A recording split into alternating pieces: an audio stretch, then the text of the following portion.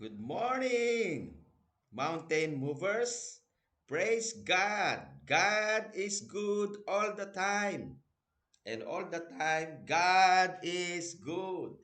Salamat sa ating buhay na Diyos na makapangyarihan sa lahat, na ating amang sumasalangit na may gawa ng langit at lupa, sa panibagong buhay, kalakasan, katagumpayan, mga pagpapala tulad ng hangin, tubig, pag-iingat, gabay, pagtulong, at pagsama sa ating lahat upang maharap natin ang anumang hamon na maaaring dumating sa ating mga buhay. Maharap natin ang anumang mga pagsubok ng may katagumpayan at katalinuhan. At higit sa lahat ay mapalapit tayo ng husto sa Kanya na nagbigay ng buhay sa bawat isa sa atin, na nagbigay ng kalakasan sa araw na ito sa bawat isa sa atin, na siyang nagbigay ng kaligtasan sa ating lahat sa pamamagitan ng pagkamatay ng ating Panginoong Hesukristo sa krus ng Kalbaryo para sa ating buhay na walang hanggan. Marami tayong dapat na ipagpasalamat sa Diyos. Kamakailan nagdiwang ang United States of America, maging ang ilang mga bansa, ng Thanksgiving. Ine-express nila ang pagpapasalamat sa Diyos na lumikha sa buong sangkatauhan sa lahat ng bagay na kanyang ginagawa at ginawa. Maraming ginawa ang Diyos sa bawat isa sa atin. At hindi siya kailanman tumitigil ng paggawa ng mabuti araw-araw sa lahat ng pinagkalooban niya ng buhay. Kung ang mga hindi mananampalataya ay nagpapasalamat, higit kaya tayo na kanyang mga anak. Ang mundo ay tinatawag ang Diyos na Diyos. Pero tayo na nakakilala sa Diyos, tumatawag tayo sa Kanya ng Ama. Sapagkat nung kinilala natin si Jesus sa ating buhay, tinanggap natin siya sa ating puso bilang ating Panginoon at tagapagligtas, tayo ay binigyan ng ating Panginoong Yesus ng karapatang maging tunay na mga anak ng Diyos. Karapatang tanggapin ang lahat na kung anong meron ang Diyos na ating Ama na may gawa ng langit at lupa. Ang sabi sa ibang translation ay kapangyarihan ang maging tunay na anak ng Diyos.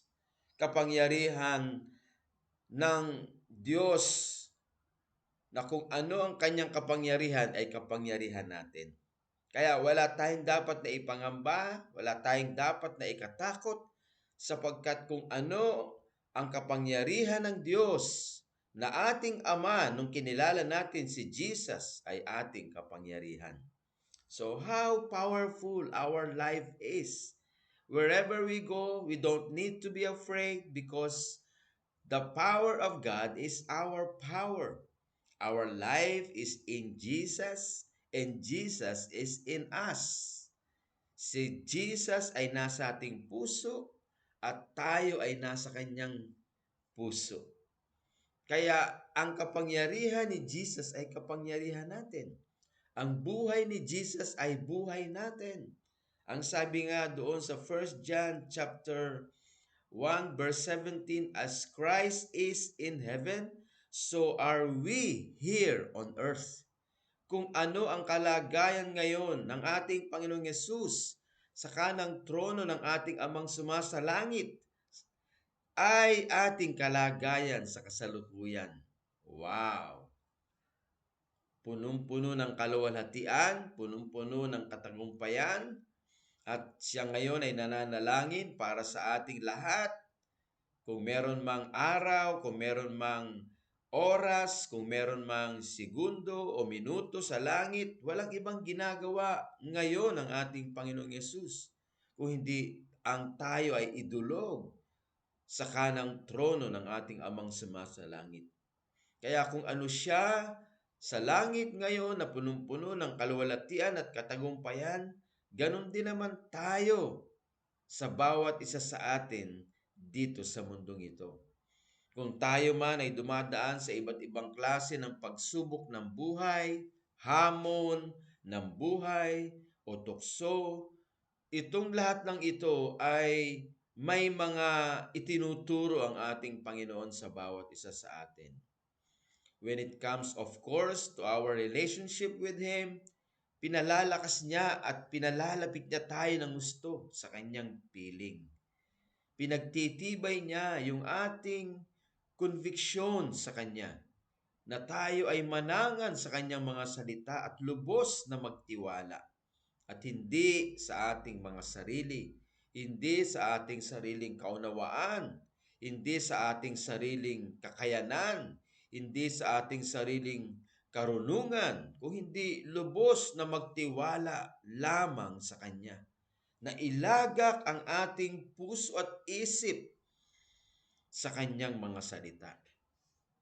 Kaya may mga pagkakataon na tayo ay nakararanas ng pagsubok ng pangangailangan, na kung dati at hindi pa natin kilala ang buhay na Diyos sa pamamagitan ng ating Panginoong Jesucristo, lumalapit tayo agad sa mauutangan natin, o di kaya sa Bombay, o di kaya sa ating kakilala na alam nating makapagpapahiram sa atin. Pero ngayon, kapag tayo ay nangailangan, lumuluhod agad tayo at lumalapit sa Kanya. At tayo ay dumudulog at sinasabi natin ang ating pangangailangan. Lumalapit tayo sa Kanya at sinasabi nating, Panginoon, tulungan niyo po ako. Ako po ay nangangailangan sa pinansyal. Ako po ay nangangailangan ng lakas. Ako po ay nangangailangan ng katagumpayan. Kung kaya't ikaw po, O Diyos, ang aking kaisa-isang inaasahan. At dahil dito, natututo tayong magdepende sa Kanya. Natututo tayong unahin siya sa ating buhay. At yun naman ang Kanyang pangako na if we seek first His kingdom and His righteousness, all these things shall be added unto us. What are those things? Sa Matthew chapter 6 verse 33, that He will add unto us if we seek Him, His kingdom and His righteousness. Yung this doon ay yung mga bagay na basic necessities na kailangan ng tao sa mundong ito. Ito yung food, shelter, and clothing. Food, shelter, and clothing. Yung ating mga isinasaplot sa ating katawan na mga damit. Ito yung ating pagkain na kinakain araw-araw. At yung shelter, ito yung pinananahanan nating tahanan.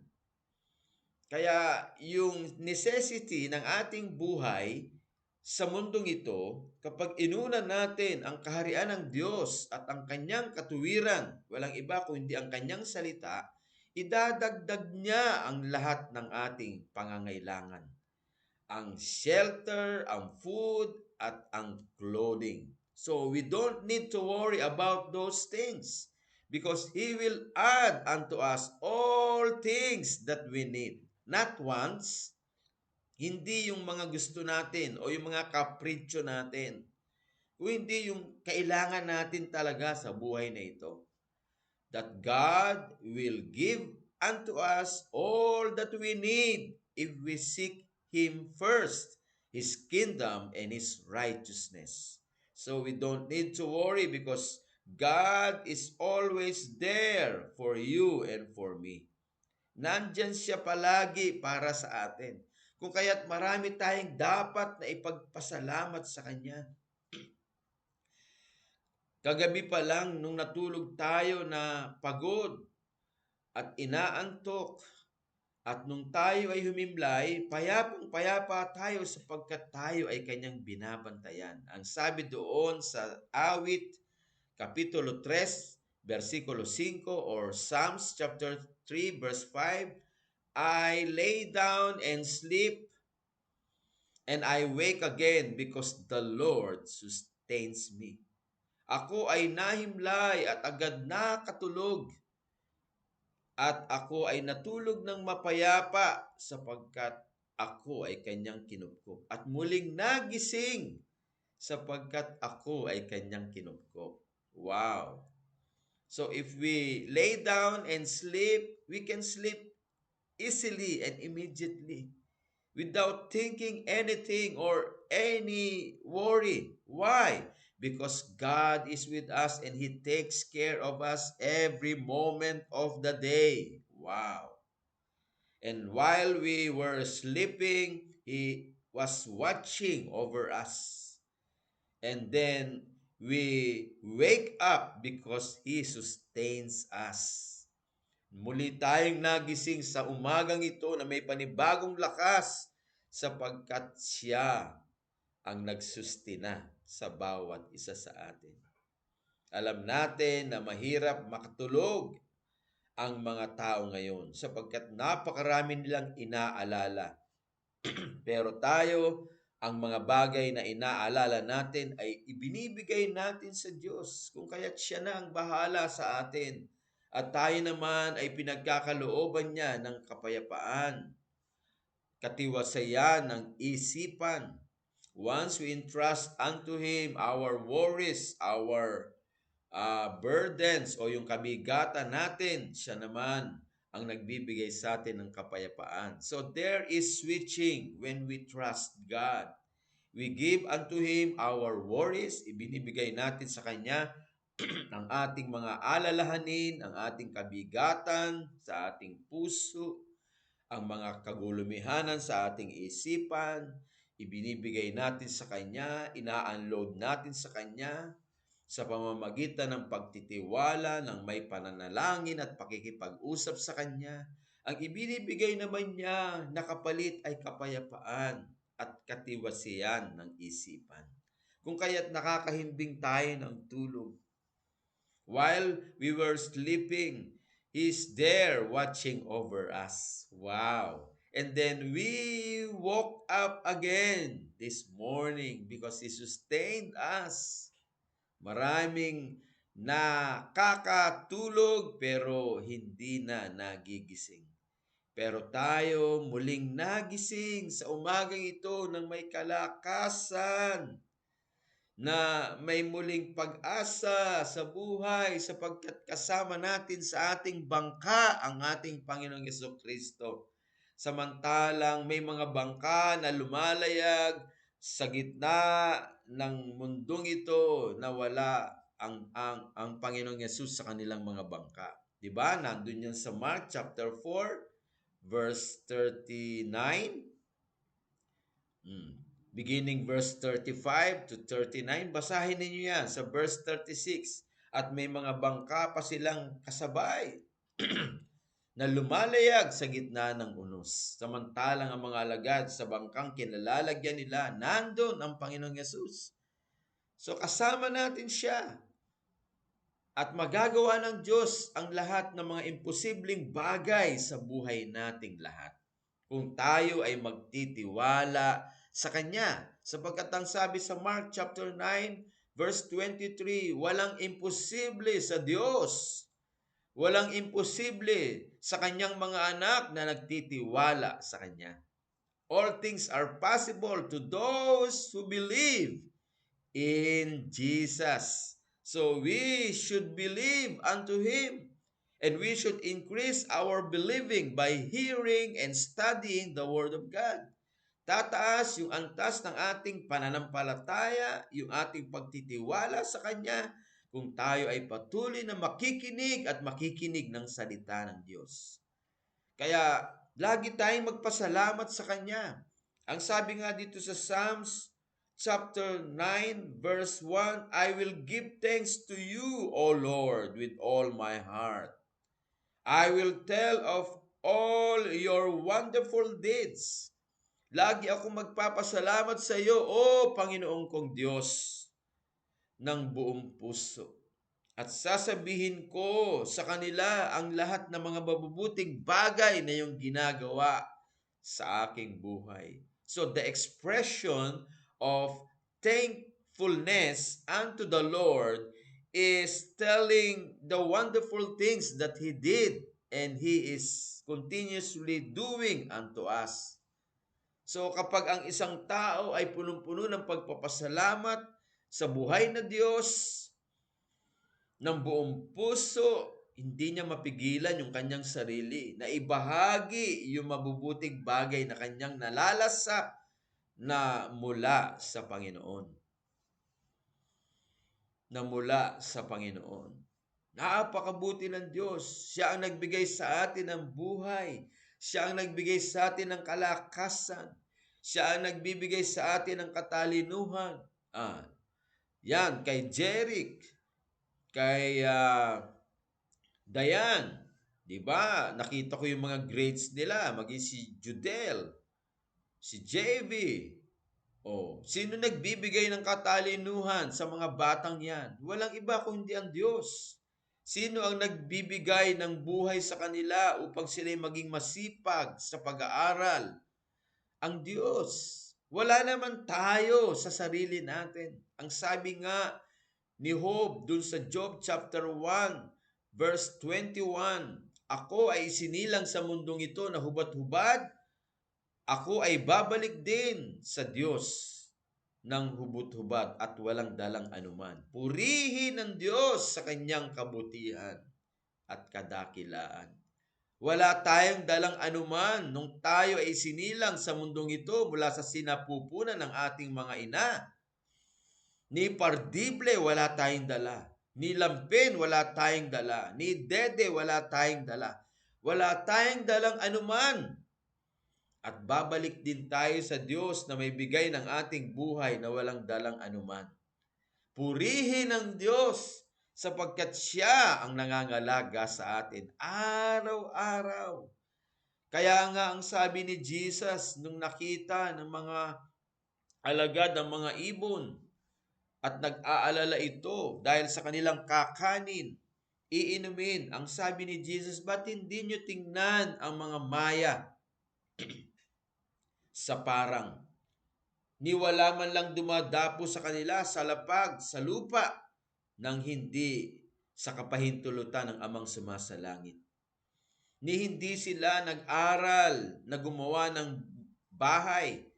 Ni hindi sila nag-aral na magtanim at umani ng kanilang kakanin. And yet, hindi sila pinababayaan ng Diyos Amang sumasalangit. Nakakakain sila, nakakagawa sila ng bahay. At kapag sila gumawa ng bahay, hindi dalawa ang bahay, isa lang. Sapagkat wala silang inaalala na baka masunog yung isang bahay, kaya meron silang panibagong reserbang isang bahay. Ang sabi ng Panginoon, kung sila ay hindi kinalilimutan ng Diyos, kung sila ay inaalala ng Diyos, araw-araw na sila ay hindi mahalaga o less important bird, kayo pa kaya na kanyang mga anak na napakahalaga at nilalang ayon sa kanyang wangis at sa kanyang larawan, ang hindi niya alalahanin at pangalagaan? Kung kaya't huwag kayong mag-aalala sa buhay na ito. Kaya dun sinabi ng Panginoon yung verse 33 sa Matthew chapter 6, saliksikin nga ninyo ang aking katuwiran at ang aking kaharian at idadagdag niya ang lahat ng inyong pangangailangan. Food, shelter, and clothing. So don't worry about anything but give thanks to God with all your heart. With all your heart, give thanks unto God and tell His wonderful deeds to everyone. Sabihin natin na may mabuting Diyos na nagpapala. Sabihin natin na may mabuting Diyos na nangangalaga. Sabihin natin na may mabuting Diyos na nag-iingat. Sabihin natin sa mga tao sa paligid natin na may mabuting Diyos na pumapatnubay at nagbibigay ng lakas, katalinuhan, gabay, at higit sa lahat, Diyos na hindi nakalilimot bagkos nangangalaga araw-araw sa mga nagtitiwala sa Kanya. Ang Diyos na ito ay dapat nilang makilala na kanilang Ama, na kanilang tunay na Ama at sila ay mga anak sa pamamagitan ng pagkilala kay Jesus. Ang tawag nila sa Diyos ay Diyos. Pero tayo na naglagak ng buhay sa ating Panginoong Hesukristo, ang Diyos ay naging tunay nating Ama. At tayo ay tunay na naging Kanyang mga anak sa pamamagitan ni Jesus. Iisa lang ang tunay na anak ng Diyos, walang iba kundi si Jesus. Pero dahil kinilala natin si Jesus at tinanggap natin siya sa ating puso bilang Panginoon at tagapagligtas at ngayon ay nananahan sa ating buhay at ang ating buhay ay nananahan sa Kanya, tayo ay naging tunay na mga anak ng Diyos. Hindi sa pamamagitan ng mga gawa, hindi sa pamamagitan ng mga religious acts, hindi sa pamamagitan ng pagluhod sa simbahan magmula doon sa pintuan hanggang doon sa altar, hindi sa pamamagitan ng pag-aabuloy, hindi sa pamamagitan ng paggawa ng kabutihan sa kapwa, hindi. Kung hindi ito ay habag ng Diyos sa atin. Kung hindi ito ay awa ng Diyos sa atin, ito ay regalo ng Diyos sa bawat isa sa atin. Ang sabi sa Ephesians chapter 2, verses 8 to 10, for we have been saved through grace in Christ Jesus. And this is the gift of God, so that no one can boast. Upang walang sino mang magmalaki sa kanyang sarili, ang kaligtasang ito ay habag ng Diyos sa bawat isa sa atin. Tayo ay kinaawaan ng Diyos at ito ay regalo ng Diyos sa pamamagitan ng ating Panginoong Hesukristo. Upang walang sino mang magmapuri sa kanyang sarili. At itong kaligtasang ito, by grace, gift of God through Christ Jesus, is for us to be able to do what is good. Doon lamang papasok ang paggawa ng mabuti kapag tayo ay ligtas na. So gumagawa tayo ng mabuti sa ating kapwa, sa ating mga magulang, sa ating mga kapatid, sapagkat ito ay bunga ng ating kaligtasan. Regalo ng Diyos sa atin sa pamamagitan ni Jesus dahil sa kanyang habag at awa sa bawat isa sa atin. So ang bunga ng kaligtasan, ang katibayan ng kaligtasan ay paggawa ng mabuti. Hindi tayo gumagawa ng mabuti para maligtas. Ganyan ang mga taong relihiyoso. Gumagawa sila ng mabuti para maligtas. Pero tayo, na mga anak ng Diyos, kaya tayo gumagawa ng mabuti dahil ligtas tayo. Dahil alam natin, kinaawaan tayo, kinahabagan tayo ng Diyos, at tayo ay pinili sa pamamagitan ni Jesus, at ito ay regalo sa atin, ang kaligtasan. Wow! Biruin ninyo, hindi na natin kailangan pang paghirapan ng kaligtasan. Hindi katulad ng mga ligaw na mga tao. Hindi nila alam papaano maligtas. Kaya, lagi silang lumuluhod magmula doon sa pintuan ng simbahan hanggang doon sa altar. Nagpapakahirap. Yung piyesta ng Quiapo, nagkakagulo ang mga tao sa Quiapo. Nagsisiksikan, maraming namamatay, naiipit, nadadaganan. Stampede, bakit? Nagkakagulo yung mga tao. Yung iba naman, pag mahal na araw, nilalatigo nila yung kanilang sarili. Yung iba, nagpapapako sa krus, pero hindi naman namamatay. Dapat, pag nagpapako sa krus, kailangan mamatay, ilibing, at kailangang mabuhay muli matapos ang ikatatlong araw. Pero ang nangyayari, matapos na ilatigo yung kanyang katawan, matapos na magbuhat ng krus, magpapako, ilang araw lang, balik na naman sa inuman. Ilang araw lang, balik na naman sa bisyo. Walang kapangyarihan yung kanilang ginawa. Bakit? kasi hindi ayon sa salita ng Diyos sa Biblia.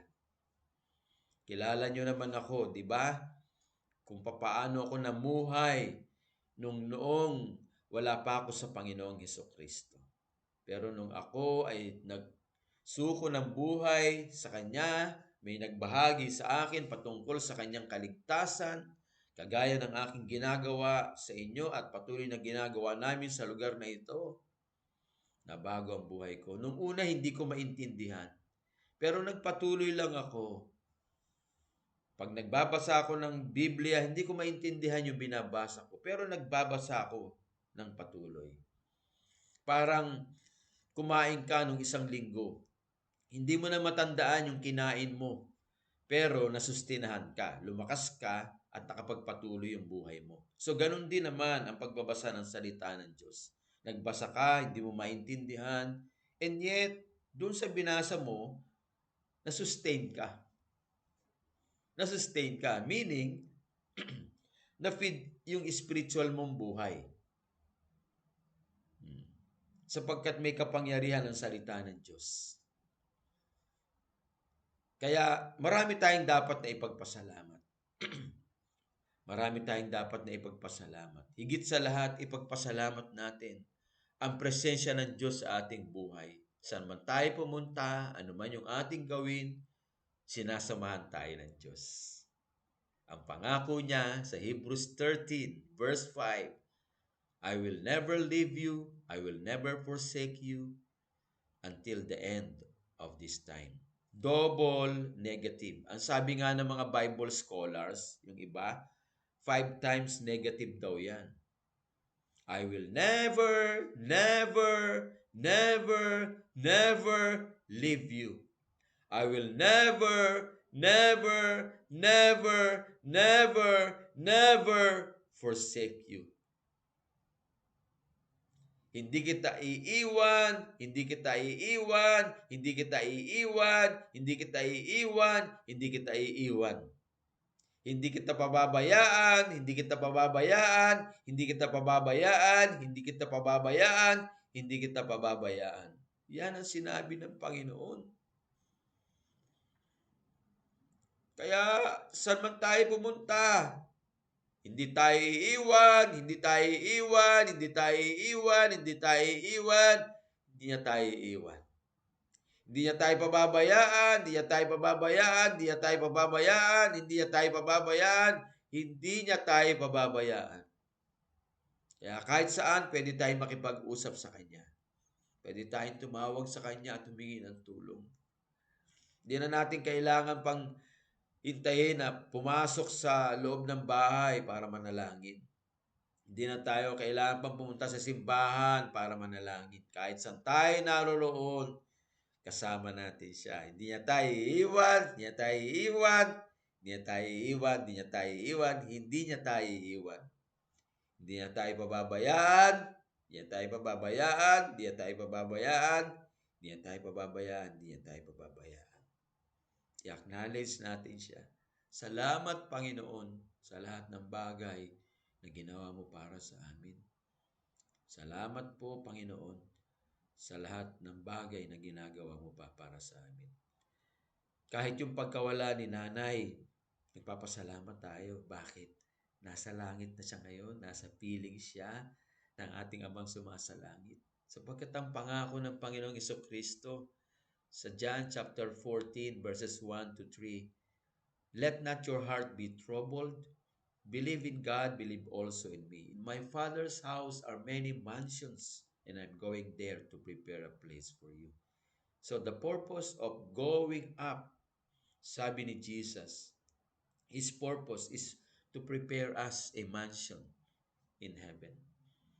Si nanay nasa mansion na ng kalangitan at wala na siyang dinaramdam pang hirap, na sakit, at karamdaman sa kanyang kalooban. Nandun na siya. He's there, far, far away from the earth. At naninirahan na siya sa mansyon na inihanda sa kanya ni Jesus. Kaya marami tayong dapat na ipagpasalamat. At the end of the day, matapos ang buhay natin sa mundong ito, we will be there. up there. At mararanasan natin yung ipiniprepare ni Jesus na mansyon. And we will be forever with Him. Wow. Biruin mo, entitled dati sa impyerno. Pero dahil kumilala tayo kay Jesus, hinango tayo sa impyerno, niyakap niya tayo sa ating karumihan, at ngayon ay ligtas. Sinasamahan niya, hindi niya iniiwan, hindi niya pinababayaan, hanggang doon sa buhay na walang hanggan sa eternity. Si Jesus ang ating buhay na walang hanggan. John chapter 17, verse 3, He is our eternal life. Jesus is our eternal life. So, we should give thanks to the Lord every day. Amen? Tayo man mag-pray. Salamat po, Diyos, ng marami sa lahat-lahat. Words are not enough to thank you, O God the Father, God the Son, and God the Holy Spirit. Hindi sapat ang mga salita para pasalamatan ka namin. Ugma mo ang aming buhay sa iyo, Panginoon. Salamat po ng marami sa lahat ng bagay na ginawa mo. Hindi nahuli ang lahat at nakakilala kami sa iyo. At marami kang ginawa para sa amin at marami ka pang gagawin. Higit sa lahat ang iyong presensya sa aming buhay at pangangalaga na hindi mo kami iiwan, di mo kami iiwan, di mo kami iiwan, di mo kami iiwan, di mo kami iiwan. Hindi mo kami pababayaan, hindi mo kami pababayaan, hindi mo kami pababayaan, hindi mo kami pababayaan, hindi mo kami pababayaan. Maging bawat pamilya ng Mountain Movers, O God. Salamat po, Ama. Purihin ka at dakilain at patuloy kang pasalamatan ng aming buong puso at sabihin namin sa kanila ang iyong kabutihan at katapatan sa aming lahat. Ito po ang aming dalangin sa pangalan ni Jesus. Lahat ng Mountain Movers ay magsabi ng Amen, Amen, and Amen. Praise God, Mountain Movers. God bless you all.